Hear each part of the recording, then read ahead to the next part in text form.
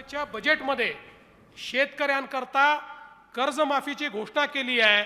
मी आज पुन्हा तुम्हाला सांगतो, आजच जी आम्ही कमिटी तयार केली होती त्या कमिटीने आम्हाला रिपोर्ट दिलेला आहे आणि खरीप हंगाम हा सुरू होण्याच्या आधी आपण ही कर्जमाफी त्या ठिकाणी प्रत्यक्षामध्ये अस्तित्वात आणणार आहोत।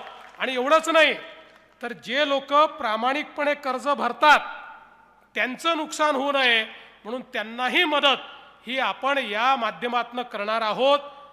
शेतकरी बांधवांनो, शेतकरी कर्जमाफीवरती मोठे निर्णय झाले असून माननीय देवेंद्रजी फडणवीस लाईव्ह येऊन त्यांनी काही महत्त्वाच्या माहिती सांगितलेल्या आहेत किंवा अपडेट्स देण्यात आलेले आहे। शेतकरी कर्जमाफी समिती अहवाल सादर करण्यात आलेला आहे, त्या संदर्भात मुख्य इथे माहिती आलेली आहेत। नियम अटी काय असणार आहे ही सगळी माहिती आपण व्हिडिओच्या माध्यमातून पाहणार आहोत। जून पूर्वीच कर्जमाफी होणार आहे, GR देखील या महिन्यातच येण्याची शक्यता आहे। शेतकरी कर्जमाफी समिती अहवाल सादर, नियम व अटी या व्हिडिओच्या माध्यमातून हे सर्व पॉईंट्स आपण पाहणार आहोत। तर राज्यातील शेतकरी कर्जमाफीच्या निर्णयाबाबत मोठी हालचाल सुरू झाली असून यासाठी स्थापना करण्यात आलेले प्रवीण परदेशी समितीचा अहवाल मुख्यमंत्र्यांकडे सादर करण्यात आले आहे, अशी सुद्धा माहिती सूत्रांकडून मिळाली आहे। तर राज्यातील शेतकरी कर्जमाफीच्या निर्णयाबाबत मोठी हालचाल सुरू झाली आहे, यासाठी स्थापन करण्यात आलेली प्रवीण परदेशी समितीचा अहवाल आता मुख्यमंत्र्यांकडे सादर करण्यात आला आहे, अशी माहिती सूत्रांकडून मिळत आहे। अर्थसंकल्पात कर्जमाफीची मोठी घोषणा होण्याची दाट शक्यता आहे। अर्थसंकल्पीय अधिवेशन मुख्यमंत्री देवेंद्रजी फडणवीस यांनी शेतकऱ्यांसाठी महत्त्वाची घोषणा केली होती। त्यानुसार 30 सप्टेंबरपर्यंत थकीत असलेले 2 लाख रुपयांपर्यंतचे कृषी कर्ज माफ करण्यात येणार आहे। तसेच जे शेतकरी नियमितपणे कर्जाची फेड करतात त्यांना 50,000 रुपयांचं प्रोत्साहनपर अनुदान देखील देण्यात येणार आहे। ही योजना पुण्यश्लोक अहिल्यादेवी होळकर शेतकरी कर्जमाफी योजना या नावाने राबविली जाणार असून यासाठी राज्याच्या तिजोरीवर सुमारे 35,000 कोटी रुपयांचा भार पडण्याची शक्यता व्यक्त केलेली आहे। तर शेतकरी बांधवांना अतिशय महत्त्वपूर्ण अपडेट असणार आहे। शेतकऱ्यांच्या कर्जाच्या ओझ्यातून बाहेर काढण्यासाठी अल्पकालीन आणि दीर्घकालीन उपाययोजना सूचनेसाठी प्रवीण परदेशी यांच्या अध्यक्षतेखाली समिती स्थापना करण्यात आली होती। या समितीची मुदत एप्रिल अखेरपर्यंत होती आणि आता अहवाल सादर झाल्याचे पुढील निर्णय प्रक्रियेला गती मिळणार आहे।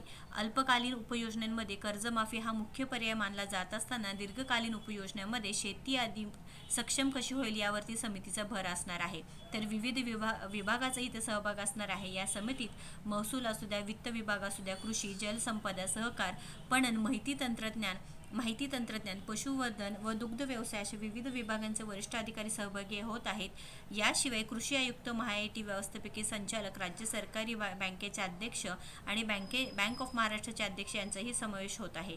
समितीने जिल्हा मध्यवर्ती सहकारी बँक आणि राष्ट्रीयकृत बँकेकडे माहिती गोळा करून थकबाकीदार तसेच नियमित कर्जफेड करणाऱ्या शेतकऱ्यांची यादी तयार करण्यात आली अशी सुद्धा माहिती मिळत आहे। तर शेतकरी बांधवांनो, मार्च महिन्यापासूनच शेतकरी बांधवांची जी काही यादी आहे ते सुद्धा तयार करण्यात आली होती व जून पूर्वीच आता शेतकऱ्यांना कर्जमाफी होईल असे सुद्धा कृषी मंत्र्यांनी म्हणजेच माननीय दत्तात्रेयजी भरणे यांनी सुद्धा इथे घोषणा केली होती। आता यावरती प्रक्रिया लवकर सुरू झालेली आहे। शेतकरी बांधवांची कर्जमाफीवरती आता लवकरच काम सादर होणार आहे। शेतकरी कर्जमाफी समिती अहवाल सादर करण्यात आला आहे, ज्यामध्ये तुम्हाला पुढे जाऊन तुमचे जे काही फार्मर आय डी असो किंवा आधार कार्ड, बँक लिंक असलेले हे सर्व तुम्हाला काय करावं लागणार आहे, तुम्हाला तिथे अपडेट करून घ्यावं लागणार आहे। महत्त्वपूर्ण अपडेट आहे, जास्तीत जास्त शेतकरी बांधवांना शेअर करावं। अशाच महत्त्वपूर्ण अपडेटसाठी आपल्या योजना यात्रा चॅनलला फॉलो, सबस्क्राईब करा। धन्यवाद।